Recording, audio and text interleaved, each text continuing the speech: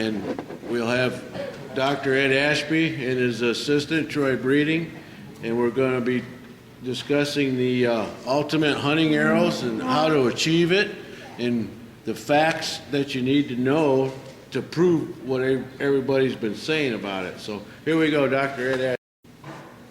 Now we're going to look at the factors that affect penetration into tissues. And I've sort of got them ranked here in order from most important down. But you need to realize that all those rankings are dynamic. And they're ranked here on an overall basis if you lump all shots together. But on certain types of hit, a factor that is very insignificant overall may turn out to be the crucial factor on that type of hit. So there is going to be a movement of these factors. So it's not a rigid, fixed list of saying, okay, this is this and so forth. Now each factor that's in here does have an effect on the arrow's performance, its terminal performance and penetration, one way or another. So maximizing the penetration of an arrow requires that you put in as many of the factors as you can. But each factor individually that you add will improve the performance of the arrow. Now, getting the very most out of your hunting arrows is all about improving the transfer efficiency of the arrow. If you've watched Ice Age, old Scrat here is not too good at transferring things. He chased that acorn all over. Transfer efficiency on a hunting arrow is how effectively the arrow applies whatever force it has to the tissues. And you can actually change the efficiency of your arrow, having it to apply more of its force usefully to the tissue. And that's basically all we're doing as we look at the factors. Now, our first factor, and probably the most important, and it probably holds overall all the time, and actually should be a given on your arrow, just like broadhead sharpness is the structural integrity of the arrow. And it applies to everything from your nock all the way to the tip. It is truly a must-have arrow feature, because without it, none of the other factors are going to matter. If you damage that arrow, if it breaks on impact, it is not going to matter how perfect the flight was or how sharp the broadhead was or what kind of broadhead or how many blades it had. Nothing else matters when there's a structural failure in the arrow. Now this is a chart looking at non-reinforced shafts, the carbon and aluminum shafts. And this was done, these are 20-yard shots from broadside into buffalo. And this is the damage rate per 100 shots. And you can see on the aluminum and the carbon shafts that about 1 in 3 is damaged. Now these are downed animals.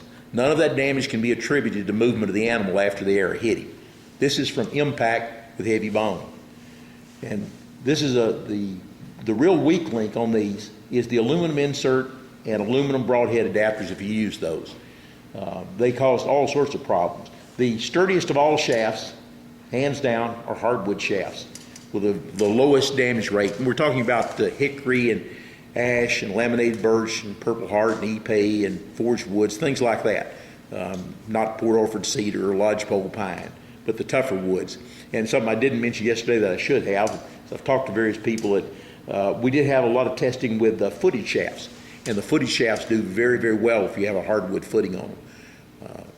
I did a lot of testing with some purple heart footed shafts, and I haven't damaged one of them yet. I still have all of them. So they held up just as well as the hardwood shafts. Now this is showing the correlation off those arrows between damaged shafts and damaged broadheads, and then the penetration rate when there's damage. And you can see that we have about, what does it work up there? So right at 70% of the shaft damage is associated with the damaged broadhead. So we really don't know which comes first. The association between the two is so high. It looks like the likelihood is if you damage the shaft, you're going to damage the broadhead. If you damage the broadhead, you're going to damage the shaft. But anyway, there's a very high correlation of when one is damaged, the other is probably going to be damaged too, at least more than 50% of the time. And 80% of the time, if you have a damaged shaft, it fails to breach the bone. It doesn't matter what type of broadhead was on it. So you can see that going to pieces is not very good for the transfer efficiency of your arrow. Now this is just a look at some of the broadheads through the years that we've tested. You might see things in there that you recognize and some of the failures that have occurred with various broadheads of various types. And these down here, this pile here, and this pile here, are damaged broadheads from just one single testing session. So this would be one session, this would be one. So you can imagine across a quarter of a century how many broadheads we've destroyed in the study. It's into the thousands. I really don't know. It's pretty high. Ideally, your broadhead should never be damaged on any tissue that it hits. But if you have damage, it's better to break the broadhead than it is to bend it.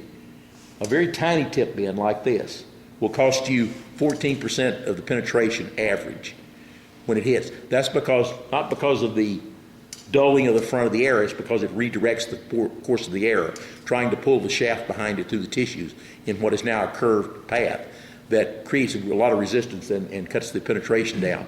And you will lose penetration when you break a broadhead, but generally the penetration is still in a straight line, and you don't lose near the amount of penetration on the average.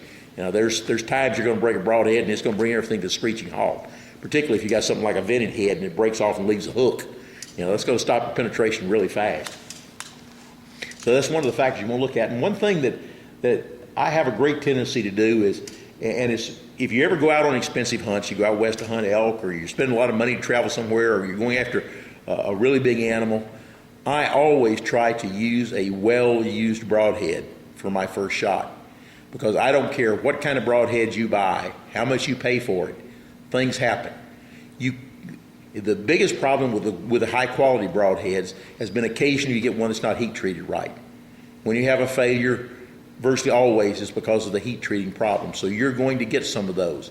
And there's no brand of broadhead that I've ever seen that doesn't occasionally fail. So it's really a wise idea if you're off on an expensive hunt. Take that broadhead you've been practicing with for months. Use it for your first shot, not one new right out of the package, because you don't know what you've got with that new broadhead. And for years and years, I marked all my hunting arrows. Every time I'd kill an animal, I'd put a dot between the feathers. And when I got to get the first shot, one with the most dots got to be the first shot. And because I wanted to use that well-tested setup, that well-tested broadhead that I knew was probably going to hold up. But one that I've tested in the testing and shot through a lot of bone with it and had no problem with, I'm perfectly happy to go hunt with that. But it is something you should keep in mind with your broadheads. This is damage rate by the type of broadhead. You can see the mechanical broadheads over 70%, and most of them should go in the trash can before you ever shoot them. The modular broadheads still have a very high damage rate of about 60%, and the rigid broadheads are showing here at 16.5.